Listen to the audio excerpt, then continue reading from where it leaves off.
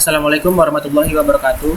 Perkenalkan, nama saya Fajar Setiawan dengan NPM 243510079. Video kali ini saya buat bertujuan untuk menyelesaikan tugas mata kuliah pemrograman web yang diampu oleh Bapak dosen M. Rizky Fadila STMNG, yang dimana tugasnya itu adalah saya akan membaca bab 12 dari e-book pemrograman web. Baiklah, langsung saja ke bab 12.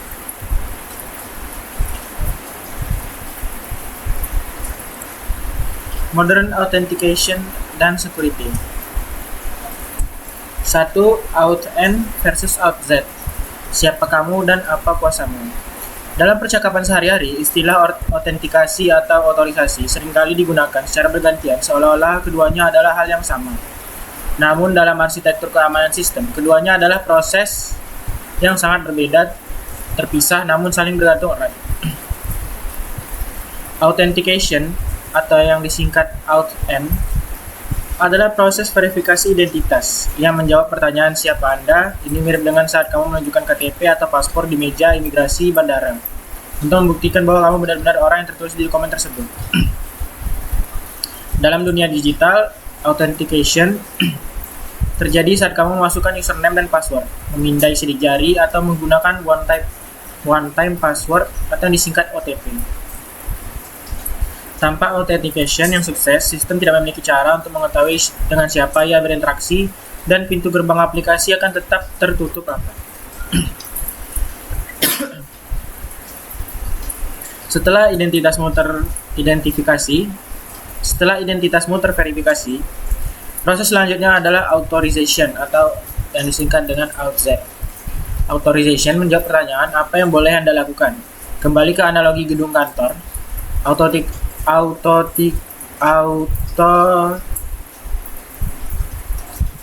Authentication adalah proses satpam memeriksa wajahmu dan memberikan kartu akses karyawan.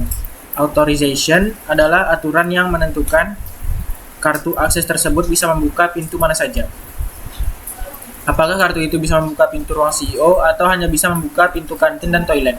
Dalam aplikasi web, authorization menentukan apakah user Budi yang sudah login boleh menghapus data transaksi atau hanya boleh melihatnya saja. Bisa jadi kamu berhasil login atau authentication sukses, tapi kamu ditolak saat mencoba masuk halaman admin, atau authorization gagal, karena role kamu hanyalah staf biasa. Salah satu model otorisasi yang paling populer dan scalable di industri adalah RBAC atau Role Based Access Control. Dalam RBAC, hak akses tidak diberikan secara langsung kepada setiap individu atau user, melainkan ditempelkan pada role atau peran tertentu. Misalnya, kita membuat peran editor yang punya hak tulis artikel dan peran viewer yang hanya punya hak baca. User Budi kemudian dimasukkan ke dalam peran editor. Jika suatu hari Budi dipromosikan atau pindah divisi, kita cukup mengubah perannya tanpa perlu mengedit satu persatu izin di database. Pendekatan ini sangat efisien dibandingkan dengan ACL atau Access Control List tradisional, di mana kita harus mendefinisikan izin spesifik untuk setiap user, yang akan menjadi mimpi buruk manajemen saat jumlah user mencapai ribuan.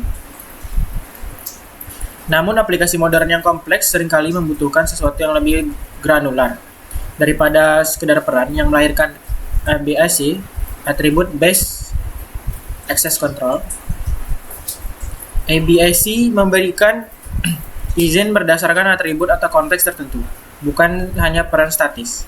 Contoh kasusnya adalah aturan seorang manajer atau role yang boleh menyetujui cuti, tapi hanya untuk bawahan di departemennya sendiri atau atribut, dan hanya pada jam kerja atau konteks waktu.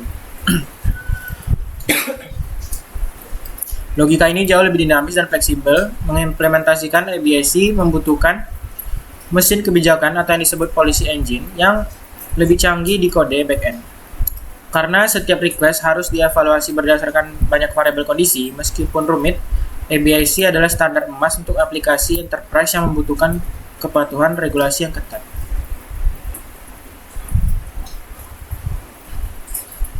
Kesalahan arsitektural yang paling fatal adalah mencampur adukan logika authentication dan authorization, atau menganggap bahwa authentication sudah cukup.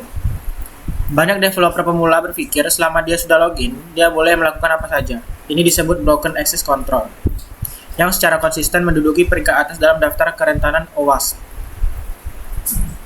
Peretas seringkali mengeksploitasi ini dengan cara login sebagai user biasa, lalu secara manual mengubah URL di browser dari /user/dashboard menjadi /admin/setting. Jika sistem hanya mengecek apakah sudah login, tanpa mengecek apakah dia admin, maka peretas bisa mengambil alih sistem. Oleh karena itu, prinsip defense in depth mengajarkan kita untuk selalu memverifikasi hak akses di setiap endpoint API. Tidak peduli seberapa terpercaya kelihatannya user tersebut, penting juga untuk menyadari bahwa authentication dan authorization sebaiknya dipisahkan dari logika bisnis utama aplikasi. Di era microservice, pola yang umum digunakan adalah memutuskan authentication di satu layanan khusus atau identify provider yang disingkat IDP. Sementara authorization bisa didistribusikan di masing-masing service atau dipusatkan juga. Dengan memisahkan concern ini, developer fitur bisa fokus membangun produk tanpa pusing memikirkan cara mengenkripsi password atau cara menyimpan session. Arsitektur keamanan yang baik adalah arsitektur yang tertransparan bagi developer namun tak tertembus bagi penyerang. 2. Password storage. Jangan simpan kunci di bawah karpet. Menyimpan kata sandi pengguna dalam bentuk teks asli atau plain text di database adalah dosa terbesar yang bisa dilakukan oleh seorang software engineer. Jika kamu menyimpan password rahasia 123 apa adanya di kolom table, maka siapapun yang memiliki akses ke database tersebut, baik itu admin database, developer yang sedang debugging, atau peretas yang berhasil mencuri data, bisa langsung login ke akun pengguna tanpa hambatan. Karena banyak pengguna memiliki kebiasaan buruk menggunakan password yang sama untuk berbagai layanan seperti email, bank, dan sosmed. Kebocoran password di aplikasimu bisa menghancurkan hidup digital pengguna di tempat lain. Oleh karena itu, aturan emas nomor 1 adalah jangan pernah menyimpan password asli, simpanlah jejaknya. Mekanisme untuk menyimpan jejak ini disebut hashing, yang sering disalahartikan dengan enkripsi. Enkripsi adalah proses dua arah, mengunci data dengan kunci, dan kamu bisa membukanya kembali atau decrypt menjadi bentuk asli jika punya kuncinya. Hashing sebaliknya adalah proses satu arah atau yang disebut one-way function.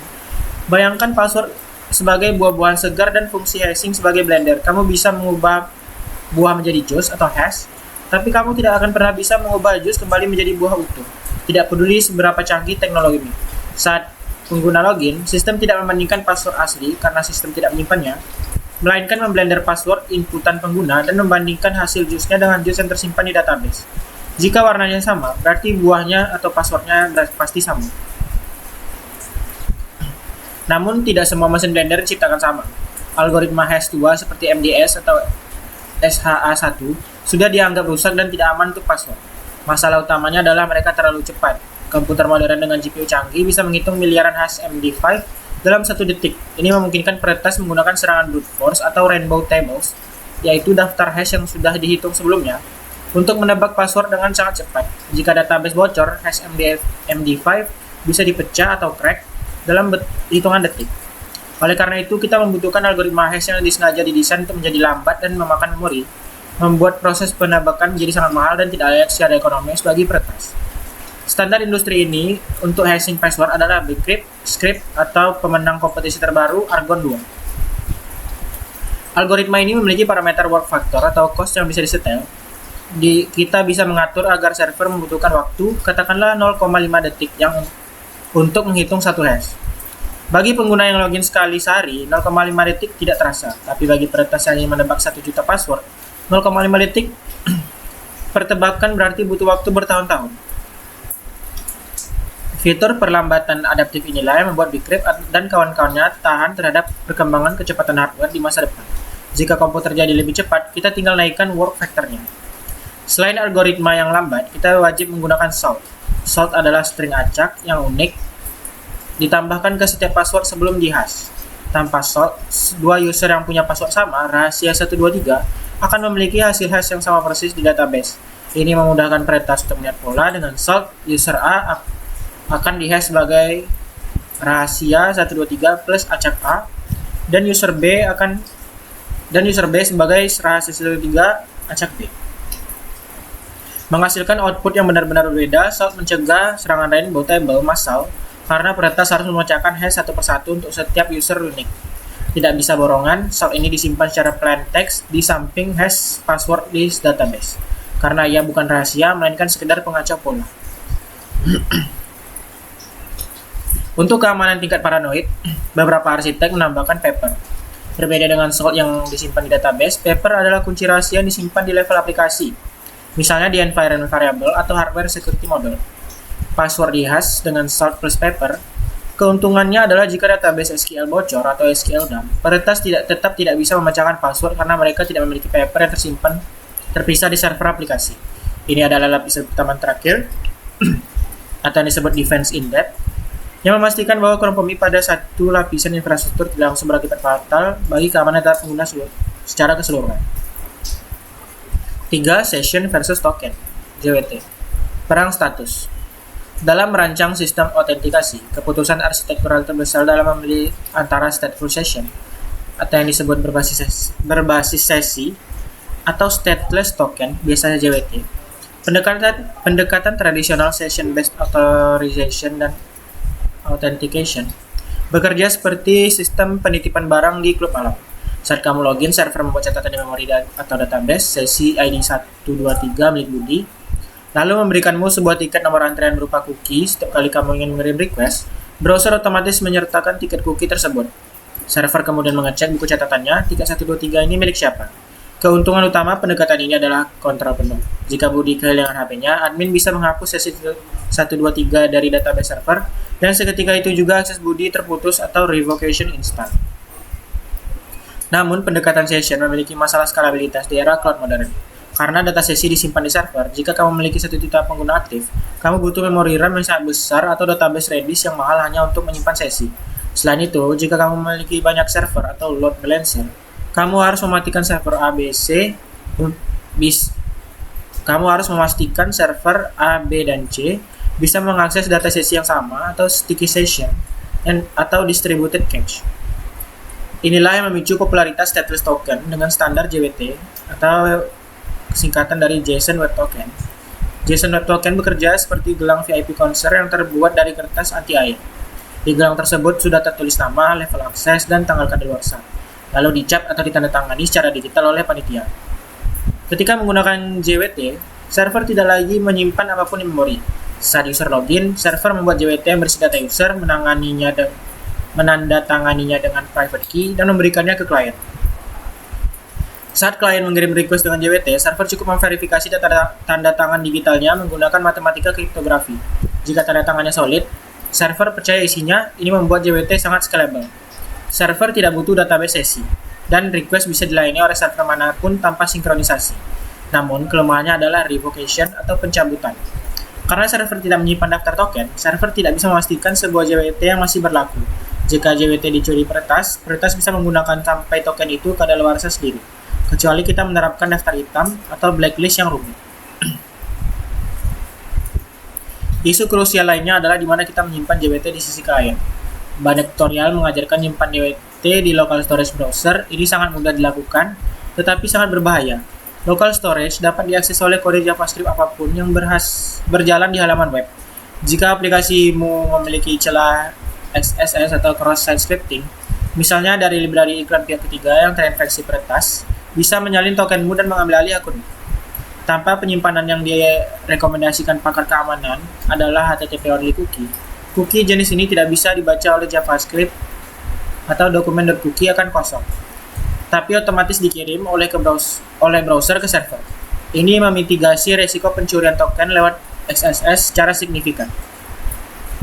Struktur JWT terdiri dari 3 bagian yang dipisahkan titik: header, jenis algoritma, payload atau data user atau claim, dan signatur tanda tangan.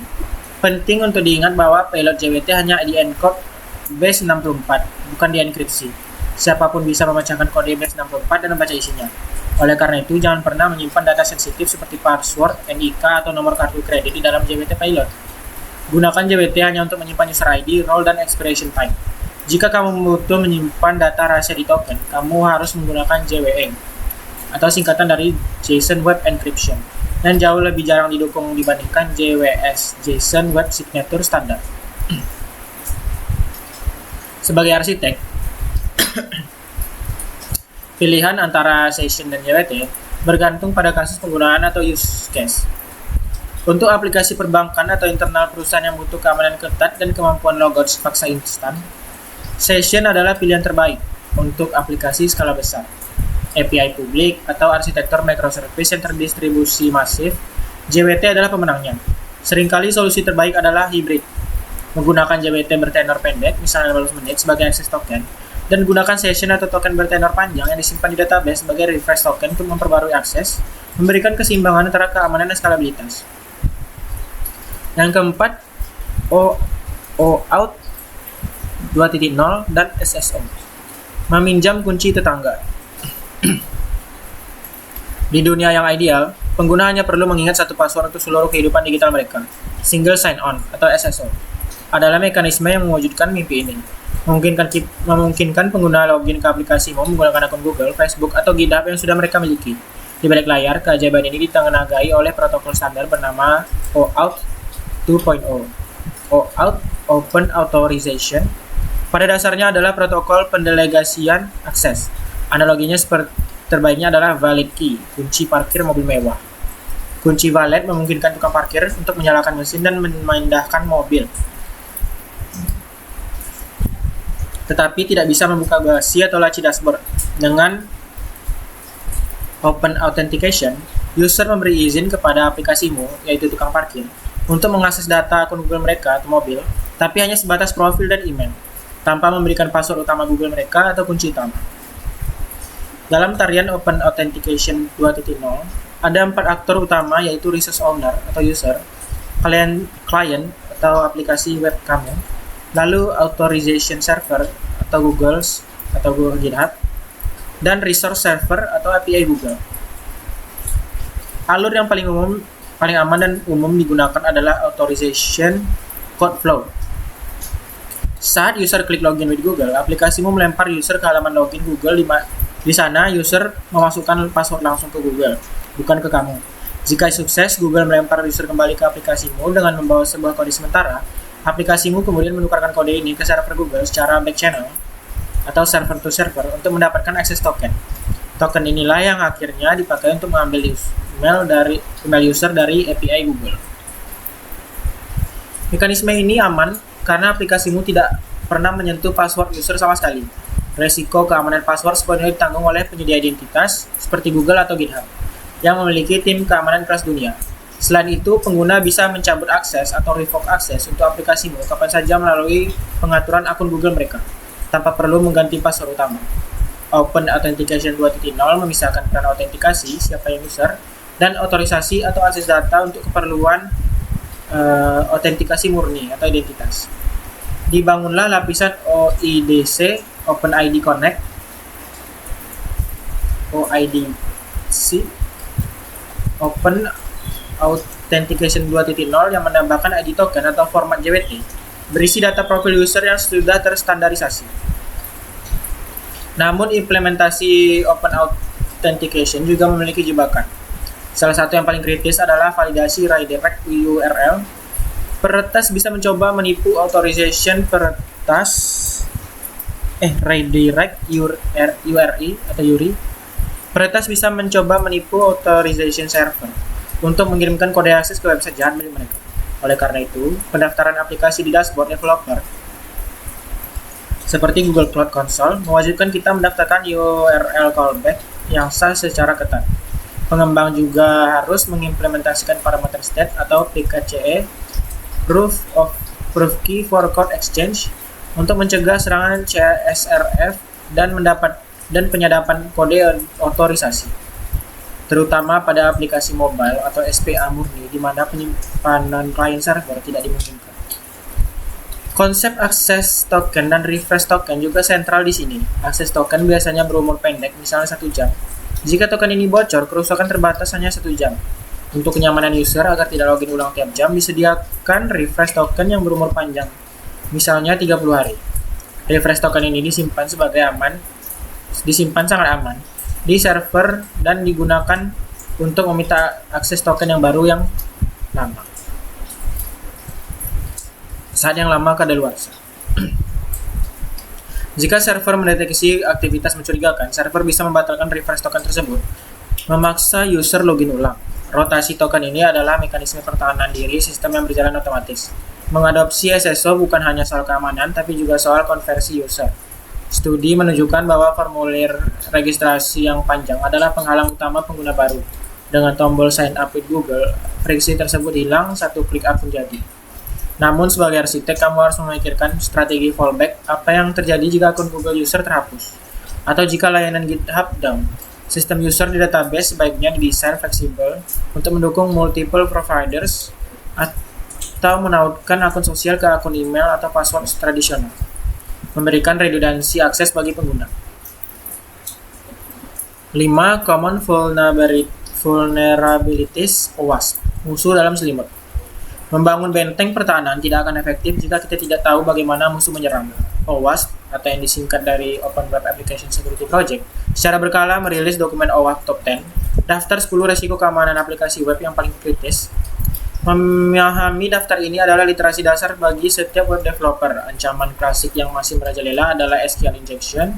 Ini terjadi ketika aplikasi menerima input user dan langsung menggabungkannya ke dalam query database tanpa sanitasi. Contohnya, jika kode backendmu adalah select from user, where name, lalu di input,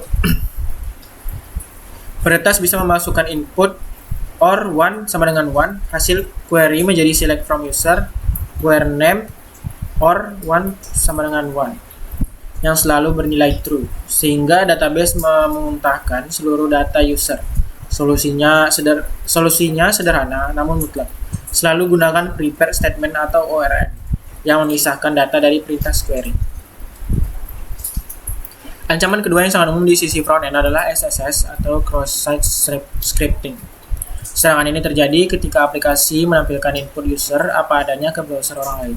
Jika saya memposting komentar berisi script cookie hacker dan blogmu menampilkan mentah-mentah,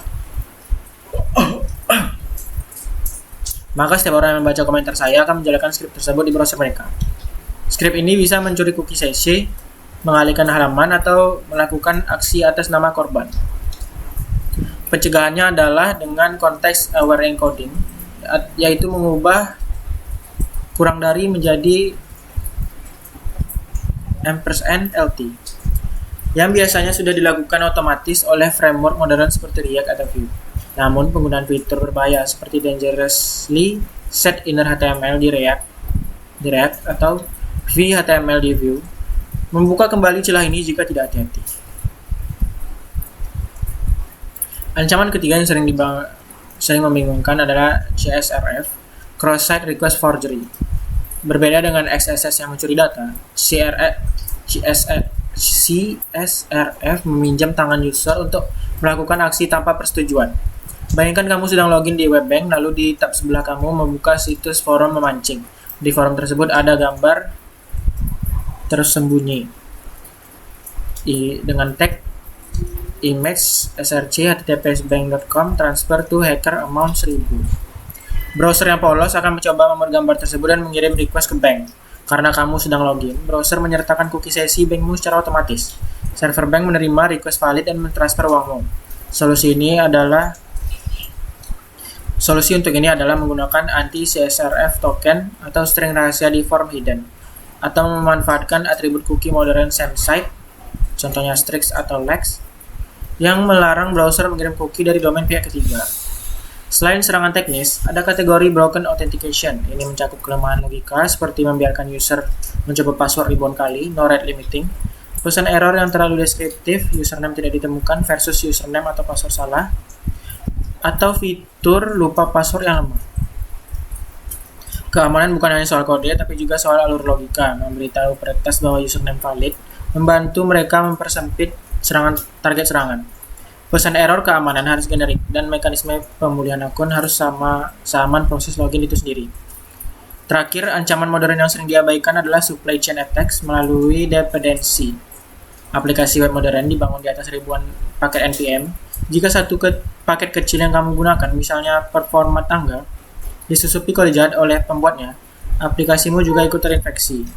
Kasus seperti event stream atau serangan pada pustaka populer membuktikan bahwa kita tidak bisa percaya buta pada kode pihak ketiga. Solusinya adalah rutin melakukan audit keamanan, npm audit, mengunci versi dependensi, dan meminimalisir penggunaan library yang tidak perlu. Kesimpulannya, keamanan web adalah perlombaan senjata yang tidak pernah berakhir. Peretas selalu mencari cara baru. Dan kita harus terus menutup celah. Prinsip utamanya adalah never trust user input, jangan pernah percaya input pengguna. Perlakukan semua data yang datang dari luar atau query params, body, header, file, upload sebagai benda radioaktif yang harus divalidasi, disanitasi, dan diperiksa sebelum diproses. Keamanan bukanlah fitur yang bisa ditambahkan nanti, ia adalah pola pikir yang harus mendarah daging dalam setiap baris kode yang kamu tulis. 6. Integrasi keislaman. Benteng amanah dan etika privasi. Dalam Islam, keamanan, security, bukanlah sekedar fitur teknis, melainkan bagian dari maqasid syariah atau tujuan syariat. Khususnya dalam aspek hifzu al-mal, menjaga harta, dan hifzu al-ir, menjaga kehormatan atau privasi. Membangun sistem autentikasi yang kuat adalah upaya menjaga rumah digital pengguna dari penyusup. Ini sejalan dengan perintah Allah dalam surat An-Nur ayat 27 tentang adab istizan atau meminta izin yang berbunyi, "Hai orang-orang beriman, janganlah kamu memasuki rumah yang bukan rumahmu sebelum meminta izin dan memberi salam kepada penghuninya." Mekanisme authentication atau login adalah pintu gerbang untuk memastikan bahwa yang masuk adalah orang yang berhak. Sedangkan authorization atau hak akses adalah aturan batasan ruang mana saja yang boleh dimasuki tamu tersebut. Menegakkan hudud atau batasan agar tidak terjadi pelanggaran privasi. Praktik menyimpan password dengan teknik hashing dan salting, bukan plain text, adalah implementasi dari kewajiban hifzu al-asrar atau menjaga rahasia. Rasulullah Shallallahu Alaihi Wasallam bersabda, "Barang siapa menutup aib seorang muslim, maka Allah akan menutup aibnya di dunia dan akhirat." Hadis riwayat Muslim. Menyimpan password pengguna secara telanjang atau plain text adalah bentuk pengkhianatan atau khianat terhadap amanah. Jika database bocor, aib dan rahasia pengguna akan terekspos. Dengan melakukan hashing satu arah, ia berusaha keras menutupi rahasia tersebut bahkan dari diri kita sendiri sebagai pengelola sistem. Memastikan aib tertutup rapat, meskipun terjadi musibah kebocoran data. Prinsip never trust user input dan validasi ketat untuk mencegah serangan seperti SQL injection atau cross-site scripting selaras dengan kaidah fikih Sadud Zoriyah, menutup jalan menuju kerusakan. Kita tidak boleh naif dan membiarkan pintu terbuka bagi kejahatan. Membiarkan input masuk tanpa filter atau sanitization sama dengan membiarkan orang asing membawa senjata masuk ke dalam rumah. Tindakan pencegahan ini adalah bentuk kewaspadaan atau yaqzah seorang mukmin agar tidak terperosok ke dalam lubang yang sama dua kali, serta upaya mencegah terjadinya fasad atau yang disebut kerusakan pada database yang berisi data umat. Mekanisme session dan token atau JWT mengajarkan kita tentang tanggung jawab memegang syahadah, yang berarti kesaksian atau bukti. Token adalah bukti identitas yang dibawa pengguna. Jika token itu dicuri, misalnya lewat cross-site scripting, maka pencuri bisa bersaksi palsu sebagai pemilik akun. Oleh karena itu, menyimpan token dengan aman, misalnya menggunakan HTTP only cookie, adalah bentuk ikhtiar maksimal dan melindungi bukti kesaksian tersebut agar tidak disalahgunakan untuk fitnah atau pencurian. Islam sangat keras melarang kesaksian palsu atau yang syahadat uzur, dan dalam konteks teknologi, membiarkan celah keamanan yang memungkinkan session hijacking adalah kelalaian yang memfasilitasi kejahatan tersebut. Terakhir, peran seorang security engineer atau pengembang web dalam bab ini adalah sebagai hafiz, penjaga. Kita diamanahi data, harta, dan kehormatan ribuan bahkan jutaan pengguna. Kelalaian ini ada dalam menerapkan standar keamanan seperti membiarkan CSRF atau pengguna algoritma enkripsi usang akan dimintai pertanggungjawaban di hadapan Allah Subhanahu wa taala. Membangun benteng pertahanan aplikasi yang kokoh adalah bentuk jihad kita melawan para perusak yang disebut mufsidun di dunia maya. Memastikan bahwa teknologi yang kita bangun menjadi tempat yang aman atau darussalam bagi manusia untuk berinteraksi dan bermuamalah. 7. Kesimpulan benteng pertahanan digital. Bab ini telah menegaskan bahwa keamanan bukanlah fitur tambahan yang bisa ditempel di akhir proyek, melainkan pola pikir fundamental yang harus mendarah daging di setiap baris kode. Berikut ini adalah pilar-pilar pertahanan yang harus kamu bangun. 1. Identitas bukan otoritas. Kita membedakan dengan tegas antara authentication, siapa kamu, dan authorization, apa hakmu. Keberhasilan login tidak boleh otomatis memberikan akses ke seluruh sistem. Arsitektur yang aman selalu memverifikasi hak akses atau authorization di setiap titik rawan, bukan hanya di gerbang depan. 2. Jangan simpan rahasia mentah. Kita belajar bahwa menyimpan password dalam plain text adalah kejahatan digital. Standar industri mewajibkan penggunaan algoritma hashing lambat, contohnya Bcrypt atau Argon 2, yang dilengkapi dengan salt unik untuk setiap pengguna, membuat upaya peretasan massal menjadi tidak layak secara ekonomi. Yang ketiga, perang status atau session versus JWT. Kita memahami trade-off antara kontrol penuh atau session dan skalabilitas atau JWT. JWT menawarkan kemudahan dalam arsitektur terdistribusi, namun menuntut disiplin tinggi dan penyimpanan token atau gunakan HTTP only cookie, bukan local storage, dan strategi pencabutan atau revocation yang matang. 4. Jangan ciptakan roda sendiri. Protokol seperti Open Authentication 2.0 atau OEDC ada karena alasan yang kuat. Menggunakan penyedia identitas terpercaya seperti Google atau GitHub jauh lebih aman daripada mencoba membangun sistem login kompleks sendiri yang rentan celah. Delegasikan risiko keamanan pada ahli. Yang kelima, paranoia yang sehat. Terakhir, kita menyadari bahwa internet adalah tempat yang berbahaya. Ancaman seperti SQL injection, cross-site scripting, atau CSRF selalu mengintai input yang tidak divalidasi. Prinsip never trust user input harus menjadi mantra yang diulang setiap kali kamu menangani data dari luar. Baiklah, sekian saja video membaca ebook pemrograman web saya kali ini. Apabila terjadi kesalahan kata atau pengucapan, saya mohon maaf. Saya akhiri, wabillahi taufiq wal hidayah. Assalamualaikum warahmatullahi wabarakatuh.